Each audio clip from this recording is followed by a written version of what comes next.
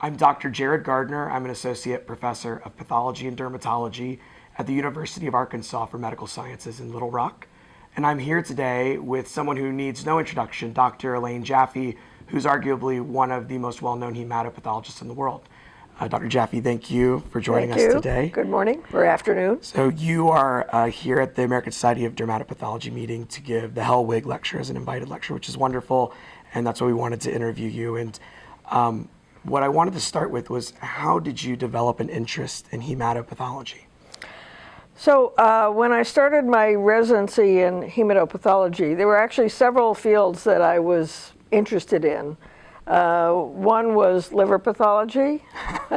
One was actually dermatopathology. And another was hematopathology. And as I think about it, they're all areas of pathology in which there's a close interaction between the pathologist and the clinician. Yeah. And I really like that interaction, being part of a clinical team. You're part of the clinical decision makers and really play an active role in managing the patient. And the clinical information that you get is critical to the diagnosis. So I settled on hematopathology for a variety of reasons. When I started my career, it was really the early days of the immunologic revolution, and we were just learning about T cells and B cells, and that lymphocytes that looked the same under the microscope were functionally very different. Yeah. And the techniques were just beginning to be developed to characterize those cells. So it was a very exciting time. It was also an exciting time because new treatments were being developed for lymphomas. Yeah. Lymphomas, which historically, were fatal or progressive.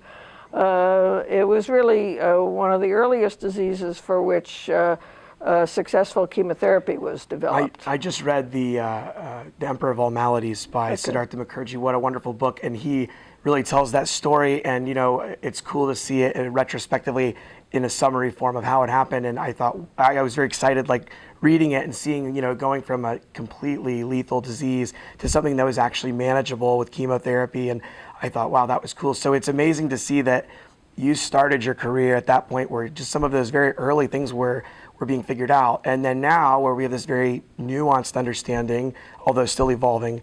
So the classification and language that we've used to describe hematopoietic neoplasms and similar things has changed a lot over that time, right? Right. So how did we get from where we were when your career started to where we are now? How did that evolution in diagnostic classification take place? Well, I mean, when I started in pathology, we were using the Rappaport classification. Okay. And the Rappaport classification was a purely morphologic system. The cells were either small or big. The big ones looked like histiocytes, so they were called histiocytic lymphomas. But there were other pathologists in the field who were beginning to recognize the importance of immunological approaches, mainly Carl Lennart in Europe and Luxon Collins in the US. So as they were proffering their ideas for an immunologically based classification, it was a very controversial era because the routine pathologist in the clinical laboratory really didn't have access to the techniques that we have today. Sure. So back then the NCI proposed the so-called working formulation, and the working formulation was supposed to be a compromise between the immunologically based classifications and the Rappaport system. It was basically the Rappaport system with the words changed. So it really wasn't. Sometimes in pathology we do that, right? We just rename things. Right. So it wasn't really in advance. But actually, beginning about 1990, Peter Isaacson founded a group called the International Lymphoma Study Group. And it was an international group of hematopathologists, about 20 of us, who started meeting on an annual basis to discuss diseases and diagnostic criteria. And when we got together, despite our very different backgrounds, coming from Europe, coming from the US, coming from Asia, we found that we really had a lot of common understandings. And that led to the publication of the real classification in 1994. So I think that was really a groundbreaking event in which we had international consensus, and we were implying immunologic concepts and ideas in a rigorous way, but also correlating them with conventional morphology and clinical features. Wow. And that then led to the WHO classification a few years later, first published in 2001. Continues to be Right. modified and evolved over time, right? Right. That's really amazing. So how do you achieve consensus when you have a group of people that have very strong views on research base that they've done and what their schools of thought are, and are from different geographic areas and different trained schools of thought? How do you get a group of people in a room and come up with a classification that everyone agrees on? I mean, I could tell you how we did it for the real classification. So there were about 20 of us.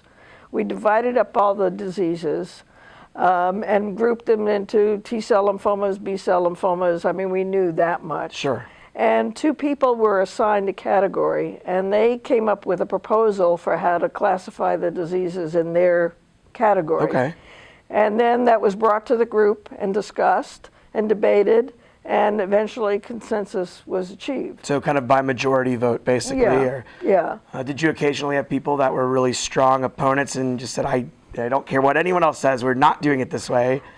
Or does everyone just get on board and realize that it's for the greater good? I mean, I think there are always some areas that are more contentious than others, Sure. but usually you can reach some common understanding. And then the other thing that we did for the WHO classification, which was very important, I think, was we had a clinical advisory committee meeting Okay. before the first WHO. And so we had our ideas, but we presented them to the clinicians. That's wonderful. That's the key, right? To Right. make sure that what the language we're talking among ourselves isn't just talking among ourselves, right? That actually Right. translate to patient care. Right. So we had feedback from them, what's important to them in terms of managing the patient. And I think that was a critical step, both in arriving at a useful classification, but also one that would be accepted. I think actually after the real classification was published in 1994, the clinicians were not involved in that. And there was a bit of resentment among the old guard. How could you publish a classification without us? And so I think we corrected that problem for the WHO classification. That's wonderful. So you have seen an enormous number of discoveries and advances happen over the course of your career, both many that you've helped uncover yourself and those that others have. Is there any one particular discovery in hematopathology that I guess shocked or amazed you the most at the time, that was just like the most, wow, I can't believe it? A moment when you looked at the data and saw something and realized this is unbelievable, this is a thing. I don't know, what has shocked you over your whole career? What's amazed you the most? It's hard to pick one I know, thing. I'm asking, I only ask the hard questions. So, I mean, I think some years ago we saw a group of lesions arising in patients with follicular lymphoma that had characteristics of histiocytic sarcoma. And, I saw one case, and then I saw another case, and over the period of the next maybe 10 years, I saw 8 cases. And, the initial reaction is, well, this is just a second malignancy. But then we started to characterize those tumors, and we saw that the histiocytes were clonally related to the B cells of follicular lymphoma and had the same immunoglobulin gene rearrangement, and carried the BCL2 translocation. And so these seem to be a different clonal manifestation of the same tumor. And similar events had been actually described in the mouse. So in the mouse, if you knock out PAX5, a cell can't be a B cell anymore, and so it becomes a histiocyte or a myeloid cell. Wow. And so we postulated that this transdifferentiation event was occurring in the follicular lymphomas. So I think that was kind of a remarkable step. That's awesome. When you started your career, how much did we understand about the molecular underpinnings of lymphoma or leukemia? Did we understand that that mutations or translocations cause these things? Did we understand how the gene rearrangements happen that make B cells and T cell receptors? Or So, I mean, I think early in my career, the events associated with immunoglobulin gene rearrangement and T cell receptor gene rearrangement were just beginning to be understood.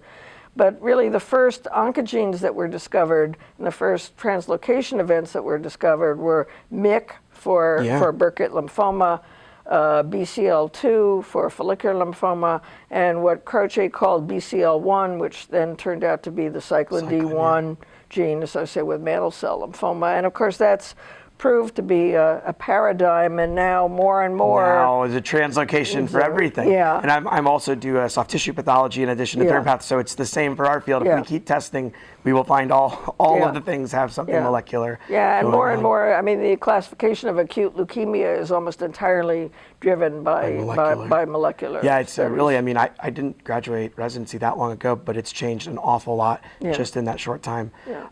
Okay, well, let's shift to talking about hematopathology in the skin. So maybe some practical questions, mostly for my selfish benefit of how do I deal with these things in practice. So one question I always have is I get a biopsy from the dermatologist. They say, rule out basal cell. It's a little papule in the nose of an adult. They're healthy. And then I see a dense infiltrate of small, not really ugly looking cells. They're mostly T cells. And I always wonder, you know, is this some sort of low-grade T-cell lymphoma? Is this just reactive? How far do I pursue this? Do a couple stains, do every stain in the book, do molecular, tell them to just watch it and follow up, and if it comes back, then we'll work it up more. I mean, I've kind of figured a way to approach this in my practice, but I wonder how a real expert does it. I mean, I think first and foremost, you need a good clinical history. So you want good clinical information from the clinician. How long has the lesion been there? Has it changed? Are there other lesions? Given that, you know, you start out with a malignant lymphoid infiltrate in the skin. I mean, we always start with a limited panel. What really irks me is when I get a case in the mail sent in consultation, and the first pathologist has done 30 immunostains. 75% of which you didn't need, right? You didn't need. Yeah. And I think it's wasteful, and it also can, frankly, confuse you in terms of getting information that you don't really know how to. I definitely had that happen before. Well, that's brown. Now what do I do? That's not supposed to be that way. So. Right. I mean, in terms of a dense lymphoid infiltrate in the skin, an isolated lesion, I mean, I would do a panel, basic, you know, if it's a T-cell lesion, a basic T-cell panel, at least CD3, CD5, CD4, CD8. Is this a mixed infiltrate? Does it have a normal phenotype? Does it have an abnormal phenotype? If the cells are cytologically normal and it's a mixed infiltrate, I probably wouldn't progress reactive. I wouldn't progress to molecular studies. I wouldn't do T-cell gene rearrangement on every T-cell infiltrate. If it turns out that they're all small, but they're mostly T-cells and they're mostly CD4 or say CD8, but you don't have loss of 5 or 7, do you then go to TCR at that point? Or I mean I know I'm asking generalizations, but I mean, well, you know, a prime example is the lesion we call CD4 positive T-cell lymphoproliferative disease of the precisely skin. what I'm thinking of. So how do I even know, right? It looks reactive to me. Yeah, so you know, in the 2008 WHO, that was called CD4 positive small medium T-cell lymphoma, and was a provisional entity. And what we've learned in the past 7 or 8 years is that those lesions really don't behave like lymphoma. And so the name was changed to primary cutaneous CD4 positive T-cell lymphoproliferative disease, recognizing that yes, many of those lesions are clonal, but they don't have a malignant behavior. They don't have a malignant behavior, and if the lesion is totally excised, the patient is likely cured. Well, that's good. Okay, that makes sense. Now I have expert opinion that I can cite in the future. So. The other thing, I was going to ask you, what are kind of some of the major sins or faux pas that non-hematopathologists make when dealing with hematopoietic processes or lymphoid processes in the skin? And so you said overuse of immunostains because it can waste the tissue, right? Right. Are there any other things that you see done that we should maybe those of us who are not as heme-path savvy maybe should be more careful about so that we don't inadvertently cause a problem with the case? I don't think there are any glaring pitfalls. I think sometimes people place over-reliance on certain stains, such as a CD30. Anytime they see CD30 positive cells, they think of a CD30 positive T-cell lymphoproliferative disease, but reactive cells can express CD30. We see those in bug bites all the time. We live in the South and we get lots of big bug bites down there, and we see CD30 positive cells. I mean, I think whatever panel you're using, you should also use it enough so that you become familiar with how it looks in both benign and malignant lesions. That's great advice. I use the same kind of advice for immunostains in soft tissue or derm path otherwise for my fellows, to say you need to be comfortable with what it looks like in normal skin, what it looks like in all the spectrum of things that you're going to use it on. That's great advice.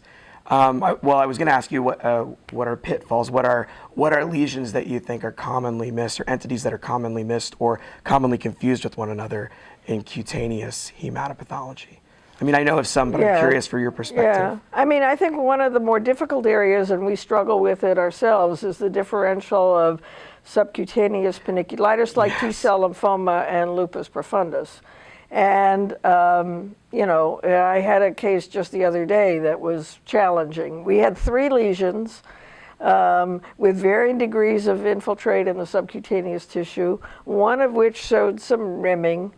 One of the lesions had a clonal T-cell gene rearrangement. The other 2 did not. The patient had a history of dermatomyositis, had a positive ANA, and so although I had a clonal T-cell gene rearrangement result, at least for one of the biopsies, I didn't call it lymphoma. Everything else pointed towards it being connective tissue disease related. Right. Do you believe that lupus profundus or other connective tissue disease evolve into lymphomas? Or do you think it's more a question of maybe sometimes we classify them one way and then we decide later to classify it a different way? I don't think they really progress to lymphomas. I think that there are challenging areas, and clonality does not equate with malignancy. But I don't think that there's a increased risk of true T-cell lymphoma in lupus. Now, subcutaneous paniculitic T-cell lymphoma is alpha beta, same, right? And then gamma delta has now been separated out from that, is that right? Right. But the outcomes are very different for those two groups. Right. So with gamma delta being really bad, right? Right. What tricks, because I always worry a lot about that because of how much difference there is in prognosis. What are the most useful clues that you have to differentiate gamma delta from alpha beta? Well, I mean, for one, the primary cutaneous gamma delta T-cell lymphomas nearly always show involvement of multiple areas in the skin. So epidermal, dermal, subcutaneous. It's not, the lesion is very rarely, if ever, totally limited to subcutaneous tissue. That's a great tip. So I think when you have the whole, all the regions of the skin involved, that should point towards gamma delta. Okay. And then if you're doing a basic T-cell panel, the gamma delta T-cell lymphomas usually are 5 negative and double negative for 4 and 8, although 8 can be expressed. Okay. But I think the loss of 5 should be a red flag, because the paniculitis-like T-cell lymphomas should be 5 positive. That's very helpful, thank you. My next question for you is, what's the role of EBER in lymphoid things in the skin? What should be clues that I should maybe go, using an EBER looking for Epstein-Barr virus? I've seen it a few times, but I always worry, am I missing this? Should I use it more? I use EBER a lot. Okay. And there are a lot of lesions that I don't suspect that are EBER positive that I discovered to be EBER positive. Both in lymph nodes and in skin. Okay. So, I'm not sure what should point to that. Certainly if you have, it's different for both T cell, NK cells, and B cells. So sure. Among the B cell lesions, usually there's necrosis, there's Hodgkin-like cells, and the prototypic example is mucocutaneous ulcer. Among T cells, there are less morphologic cues, but if you have a lesion with ulceration or vesicles, think about hydroa vexiniforme, lymphoproliferative disease. So both the clinical context and the morphologic features. Yeah, always that nice combination, like you said, it's really one of the great parts of dermpath and also hematopathology. The other question that I have for you is, do you believe that Hodgkin's disease can involve the skin? Have you seen it before? Because I have never yet seen it, and everything I've ever seen is always LYP or something else. But I figure if anyone's seen it, you've seen it. I really don't believe that Hodgkin's disease involves the skin, or Hodgkin's lymphoma, as we say yes, now. Excuse me. Well, I still slip and call it Hodgkin's disease all the time. But I mean, I think a lot of the lesions that we used to think were Hodgkin's in the skin have either turned out to be examples of lymphomatoid papulosis, in which the large cells can express CD30 and CD15, or examples of mucocutaneous ulcer, in which the large cells can express CD30 and CD15. That's all. So I really think that true Hodgkin's doesn't involve the skin, other than rare cases where it involves by direct extension. Oh, right. If you have but obviously you know because they have extensive internal right. disease. When you look back over your career, what accomplishment are you the most proud of personally? I know that it's hard maybe to talk about yourself in that way, and many people have given you many accolades, but what do you look back and what's the most meaningful to you? I don't know. I guess I get great pleasure out of the fact that I've built a career from my clinical practice, and I get excited about coming to work every day, and I discover something new continually, you know, and that makes it fun. So my mentors were just like that, and I had mentors that were in their late 70s and even one in his early 80s who would still stop and had trained at MD Anderson and worked their whole career with the context of rare disease and still would stop and look at something that seemed so simple and common and say, oh, I'm just studying this feature, I'm just learning. And that you could see as a first year resident, that passion for learning. And I was like, pathology is the right field for me. This is amazing. And I'm really happy to hear that after your whole career, you still have that feeling every day, because I'm looking forward to many more years of feeling excited about my work. What advice would you give to yourself looking back at the beginning of your career, knowing what you know now? What would you tell your young self to do differently at the start of your career? Well, I mean, I think you have to pick a career or an area that you're excited about. I mean, it was sort of the lesson that the advice I gave my children. You know, whatever you do something that you are excited about and look forward to coming to work. Don't do it because it's a job and you think, oh, I'm going to make a lot of money or I'll be successful. So you have to, you know, be excited about what you do. And then the other advice I tend to give fellows is whatever you start, finish it. I think one of the biggest pitfalls is a fellow who takes on 6 projects and never finishes any of them. I may be slightly guilty of that myself. Yeah. That's great. Well, I am really looking forward to hearing your Helwig lecture this evening. And I really want to thank you so much for taking the time to have this interview for the sake of all of the viewers at home who will get to hear all of the great things that you had to say. Thank you so much. A real pleasure. Thank you.